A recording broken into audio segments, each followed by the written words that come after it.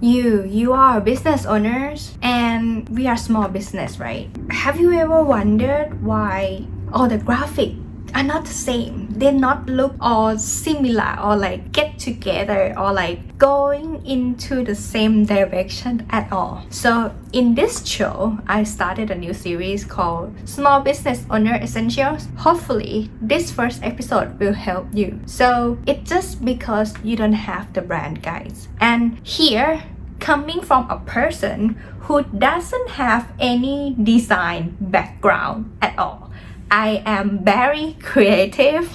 Let me tell you, I am a very logical person and I'm not really creative at all. But after you finish watching this video, at least you have a peace of mind that this is actually minimum requirement for you to have in hand at the very first place. That okay, whenever you need to hire someone to be a graphic designer or to be a video editor, you need to have this so they have a reference what they can refer to or to be a starting point of their ideas or the design origins, that this is something that cannot change because this is your brand identity, and then they can think from here moving forward or expand or contrast or something that they will work from. But there has to be an original thought to start to design anything. So that's what I would tell you or share with you how I start that as someone who have no creativity at all. So keep watching.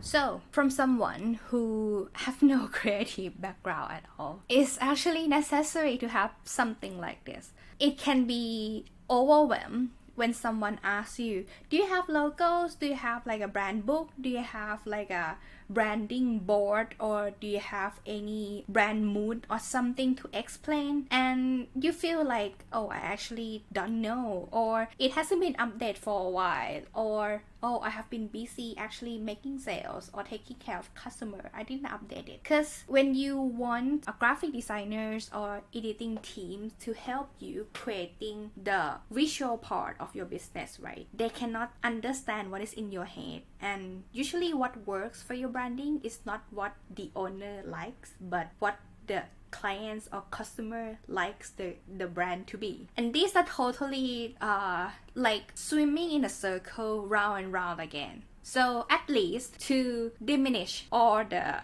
overwhelming feelings, just create a simple branding guide that this is what required. Essentially, having this is already enough to start somewhere, and every time that you're going to like having a new project or something, you can always refer back to the original thought. You can always adjust to this part, and you can always improve it over time. Yet you have to give the new project or new task more details, more reference anyway.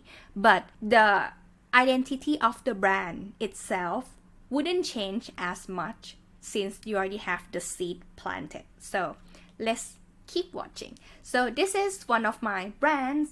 It is a clothing brand called Mutita Clothing. Usually inside the brand guide would have like logos, colors, typography, moods and tone. This is what I think enough for me to say, and I will tell you why. I actually not specific about it as much because when I assign the task, I would say what I want as an end product again anyway. So this one actually not really change as often. However, when we do each product, like each video, there will be different assignment and different reference to make it differently anyway. So that would be like more in details how to assign tasks to graphic in that case. But for the brand guide itself, I think this is enough. So moving on to logo. So the logo, I think it is important to have at least black and white, because black and white can go with any other background, and on top of it should have your branding colors.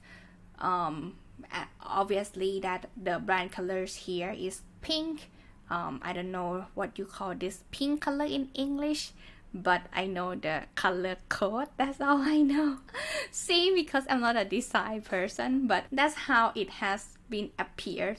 And side note is that make sure that what you have trademarked as a logo also match to your current design. So that is something that you have to keep matching that. Yeah, as you can see here, I already forgot which one that I trademarked. I think the one with the line is the one that I trademarked. It's been used interchangeably currently, so, but yeah, that's what's happening. And this is real life example, okay? So I'm just sharing with you that at least people remember by colors, remember by the font, the design itself, the M that has adjust according to not only the font itself but drawing like this. So that's what happened. Okay, keep going. Next would be about the colors. So color code, I know that this is a wide range, but because mainly the colors for this brand pretty blend, like we really use pinkish tone and the cool tone of gray as such, only that. So I just want to play with the range of colors, and for other brands of mine there would be a warm tone to contrast with it.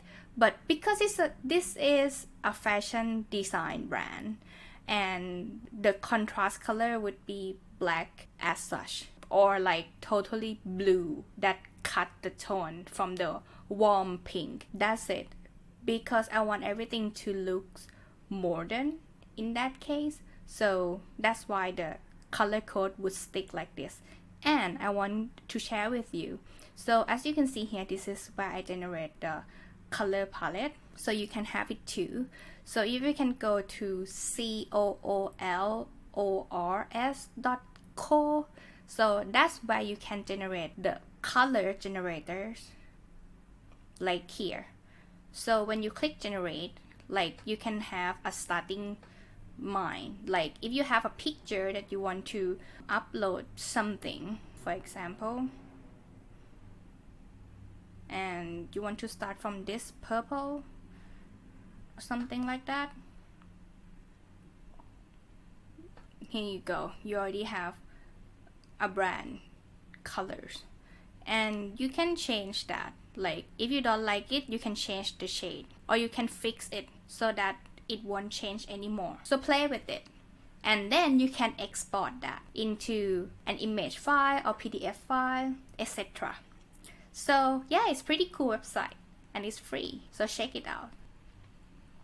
Then next to the colors, I think color is important because you have to be able to remember by the colors, mainly colors, and also the logo itself, the structure of the logo, the how it looks, how it moves, like everything combined together as long as the font. So we move on to the font. So the font, because this is Thai brand, we use both English font and Thai font. So English font we use Poppin, and Thai font we use Mint. So as you can see, if others brand guide, they would have like a header, topic, etc. But I didn't build this brand to be like that global brand as such, so I didn't put as details in here.